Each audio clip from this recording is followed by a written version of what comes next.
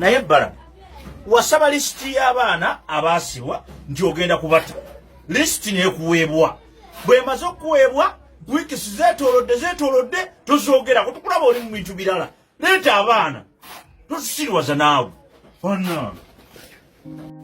Amannya gange bampita Namujuzi Afua, ndi muwala wa Muhammad Lugemwa awangaalira essingo, ndi muzzukulu wa Jamada Tamuzadde agalamiziddwa eruka ya Kirinnya, ndi muzzukulu wa Yusuf Kaliro agalamiziddwa eruka ya Kirinnya mu Salali y'e Buddu, ndi muzzukulu wa Mataala, nsibuka muliro Hakeete Bbaale, ndi mukyala Muganda yeddira omutima Akabbiro Kiwoowoolo. Omubala gwaffe guvuga nti ekifa ennyanja omuvubi yabika, obwanika bwa Namugera gutujja omutima we gutujjira ow'omukwano okeera mukayasa masiga, ottento Kabaka Anatole Amaluma. Buno obubaka bwange bugenda eri Katikiro wa Buganda n'omutaka akulira ekika kyaffe eky'ab'omutima, omutaka Kakeeto Ebbaale.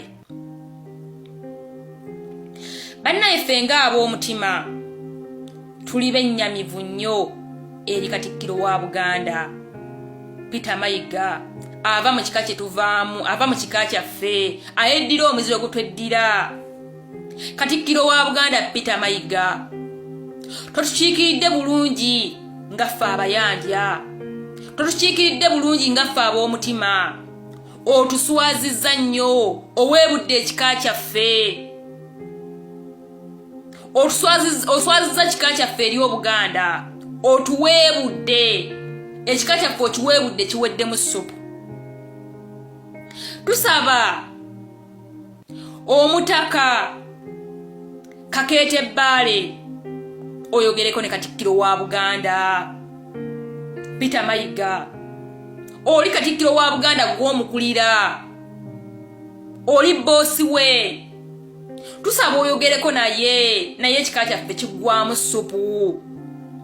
Katikiro wa Buganda Peter Mayiga, byokoze Obuganda bingi, oweebudde ekika kyaffe, oswazizza ekika kyaffe.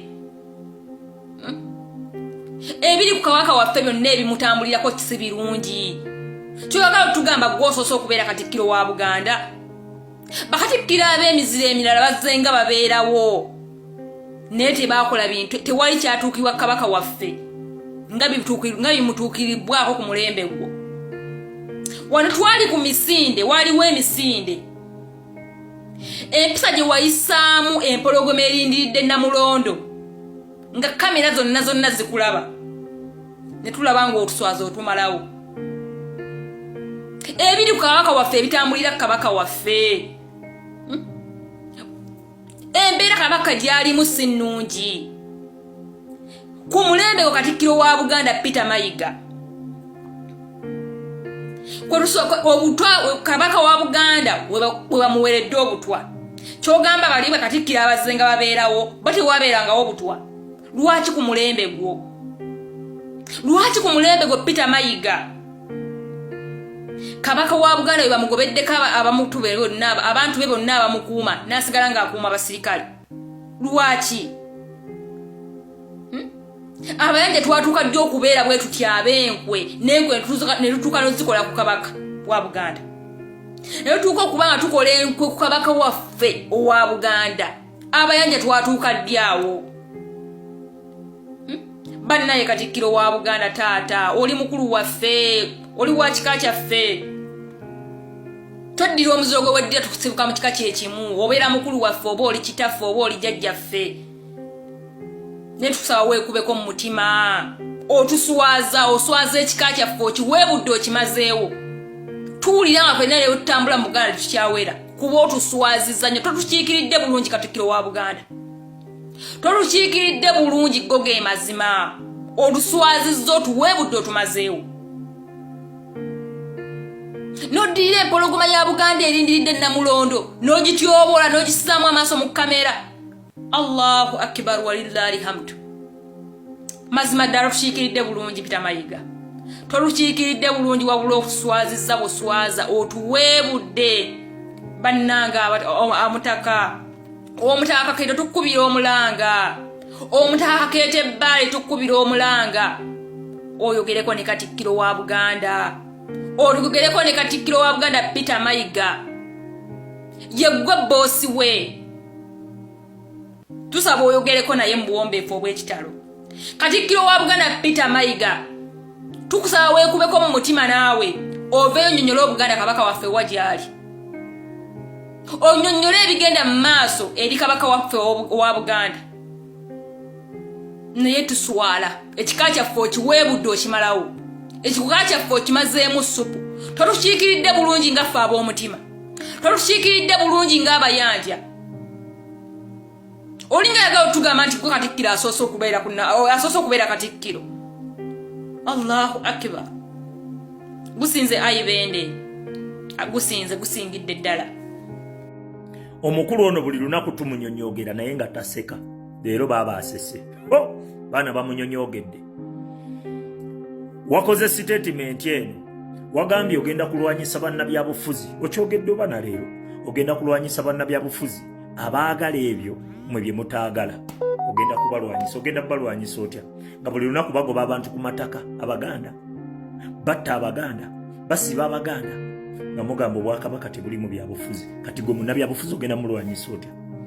Soko tubuulire. Ye kati soko tubuulire. Ebbanga Museveni lyafugidde eggwanga lyaffe emyaka 4. Nga tomulwanyisanga. Tugambe nti byakola byoyagala.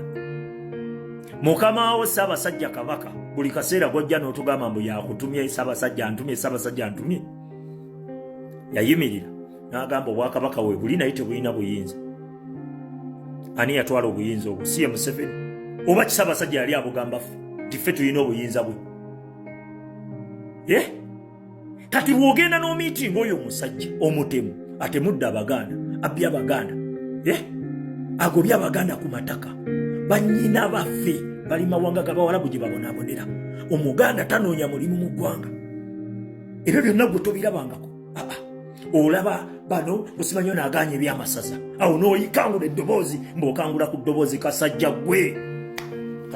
gwe nkubuulira kino twagala ozze mazina gaffe leka tukukunkumule eyayita omweru tukulage nti wano yataddeko ngoye enjeru eyayita omwerufu wayambadde bwambazi ngoye enjeru naye munda oddugala kasajja gwe oddugala nnyo. Ebbanga Museveni lyatulugunyizza Abaganda bwe wayimirira wagamba nti temugerageranya gavumenti y'Obote naye Amini ku ya Museveni eno nnungi nnyo. Ssaabasajja ku kye batuusizza ku Buganda 29 walaba ebyatuukawo nga ne Ssaabasajja agaanibwa okgenda ne Bugerere osegera ebyatuukawo wabirabu ne batta abantu. Gavumenti eno ogiwaana Obote abantu bemukiikirira kubanga obuvunaanyizibwa bwammwe kulaba nga abantu abali mu Buganda bali bulungi so si kugenda mbu kusamba mipiira si mikolo musimanyi kudduka kugenda ku mukolo gwa Kabaka. Abaganda bali batya obuvunaanyizibwa bwammwe era gwe mugaso gw'Obwakabaka. Omuvunaanyizibwa bwammwe nga mmwe abakulembeze. Obote yagoba Ssaabasajja twanyiiga nnyo kituufu naye yalekera Abaganda ebyabwe. Amini najja n'alekera era Abaganda ebyabwe. Museveni azze akomezaawo Kabaka atutteko Abaganda buli kyabwe.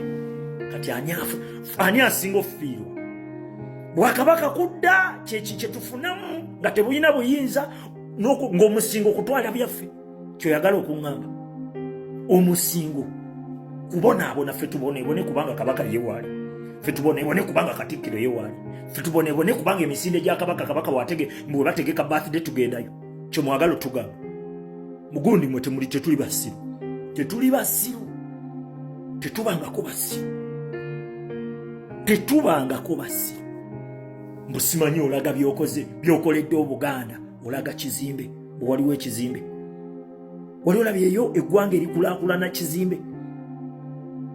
Abaganda basula njala, Abaganda bafa, bali mu makomera babasiba Olivia balutaaya bali mu makomera. Gwe n'olaba ng'olina kuwaana kizimbe na kuwaana Museveni wammwe, gundi gwe tetuli basiru. Right Honourable Speaker, the issue of sanctions. In your communication, Right Honourable Speaker, you said you are not bothered and you don't care about these sanctions. In fact, you mentioned that the only visa you are concerned about is the visa to Bukedia. And so you don't care about the visas to the US and to the UK and so on.